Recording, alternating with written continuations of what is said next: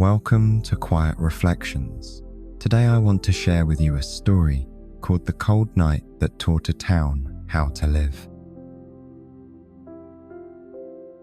Jake didn't mean to say it, but once it came out, there was no taking it back. Maybe if you actually listened for once, things wouldn't always fall apart. Silence. His brother stood there, still, then said quietly, "Then maybe you should try living on your own." That hit harder than yelling ever could. Jake didn't respond. He grabbed his jacket, walked out, and slammed the door behind him. Not the first time, but something about this one felt different, because this time he wasn't sure things would just go back to normal. The town had always been like this. Small, tight, everyone lived close, but somehow no one felt close. Every morning started the same way, at the local grocery store, at the gas station, at the coffee shop. Small things turned into arguments. "You cut in line." "No, I didn't." "You always do this." "Well, maybe you should get here earlier." Voices rose fast, too fast. No one really listened. Everyone just reacted. Jake grew up in it. At first, it felt normal, but over time, he started noticing something. These weren't new arguments. They were old ones, repeating themselves. One morning at the diner, a waitress dropped a cup. It shattered. Coffee spilled across the floor. Someone laughed, not loudly, but just enough. She turned. "What's so funny?" "Relax, it's not a big deal." "Not a big deal. You want to clean it up then?" Another voice jumped in. "You're always overreacting." And just like that, a broken cup turned into a full argument. Jake watched from his seat, and he knew this wasn't about the cup. This was about everything before it. Another day, two neighbors arguing over a fence. "Your dog keeps coming into my yard. Maybe if your yard wasn't falling apart." "Oh yeah, you want to talk about falling apart?" Voices escalated. People slowed down just to watch. No one stepped in. No one calmed things down, because no one was trying to fix it. They were trying to win. At home, it wasn't much different. His mum would say, "Can you help me with this?" Jake would answer. In a minute, she'd respond, "You always say that." And just like that, another argument. And then there was his brother Matt. They didn't hate each other, but they didn't know how to stop hurting each other either. A week before that last fight, they argued over money. Not a lot, just enough to matter. "You never think ahead," Matt said. "And you act like you've got everything figured out," Jake shot back. Neither of them stopped. Neither of them stepped back. The tone changed. The words got sharper. And eventually, or silence. They lived in the same house, but didn't speak. Jake told himself he should apologize first. Matt probably thought the same thing. That silence stayed longer than it should have. And then there was Tyler, his best friend, or at least, he used to be. One night, they were hanging out, joking around, until something shifted. "You've changed, man," Tyler said. Jake laughed. "Yeah, maybe you just can't keep up." That landed wrong. Tyler didn't laugh. "Or maybe you just don't know when to stop." The tone changed. Fast. What started as a joke turned into something else. "Whatever." "Yeah, whatever." That was it. No fight, no shouting, just distance. The next day, they didn't talk. Then the next. Then the next. Jake wanted to fix it, but he didn't, because he didn't know how to fix it without losing. And that was the real problem. Everywhere Jake looked, he saw the same thing. People didn't just get hurt. They held on to it. They protected it. They fed it. Nothing ended. Everything stayed. One night, Jake sat outside on the porch. The town was quiet, but not peaceful. He could feel it. Tension. Unspoken things. Unresolved things. That's when the stranger showed up. The old man didn't look like anything special. Simple clothes, weathered face, calm eyes. but something about him made people slow down.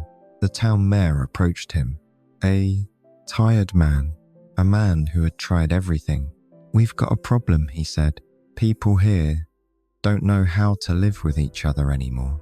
The old man listened, then said, "Get everyone together tonight."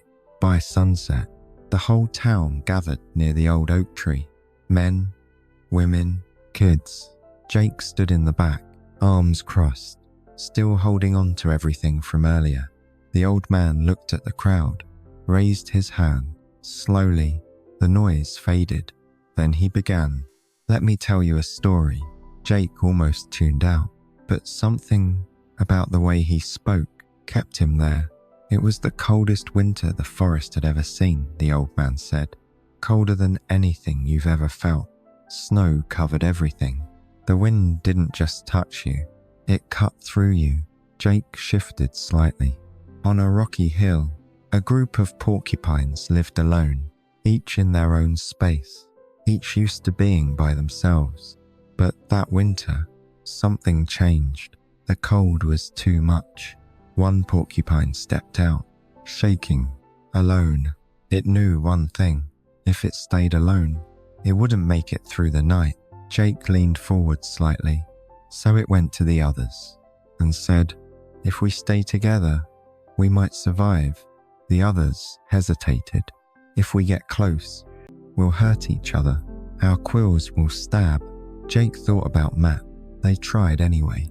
They moved closer, and immediately they hurt each other. They pulled apart, and the cold came back, stronger. They were trapped between two pains, the pain of being together and the pain of being alone. Silence fell over the crowd, so they tried again, but this time, more carefully. They adjusted, a little left, a little right. They learned something, how to stay close, without tearing each other apart. They still got hurt, but less, and by morning, they were alive. The old man paused, looked at them. "You're no different." Jake didn't move. "Your quills aren't on your bodies. They're in your words, your anger, your pride." Jake felt that. You hurt each other, and then you choose, push harder, or walk away. Jake thought about Tyler. Some of you walk away. You say, "I don't need anyone," but then you feel the cold. That hit hard. Others stay, but keep hurting each other. The answer is not to run and not to attack. It's to adjust. Learn where to lean. Learn when to stop. Learn to speak softer. Learn to listen. And remember this: in the war of ego, the one who wins still loses. Silence. Heavy, but different now. That night, Jake didn't argue, didn't justify, didn't replay. He just remembered Matt, Tyler, the word, and for the first time, he didn't ask, "Was I right?" He asked, "What did it cost me?" The next morning, Matt walked past him, same as always, but this time, Jake stopped him. "Hey," Matt turned. "That, yesterday, Jin." Jake paused, then said it anyway. "I shouldn't have said it like that." Silence. Then Matt said, "Yeah, me neither." That was it. Later that day, Jake saw Tyler. He almost walked past, then he stopped. "Hey." Tyler turned. "That night," Jake said, "I pushed it too far."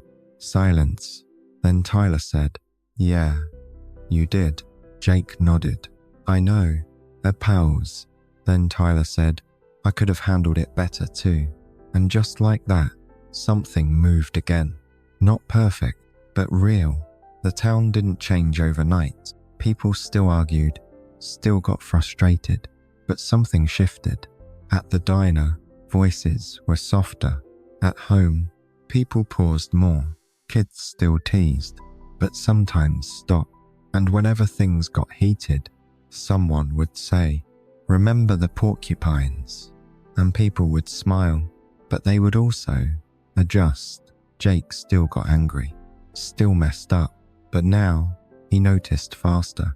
He fixed things sooner, and most importantly, he stayed because now he understood the problem was never the pain.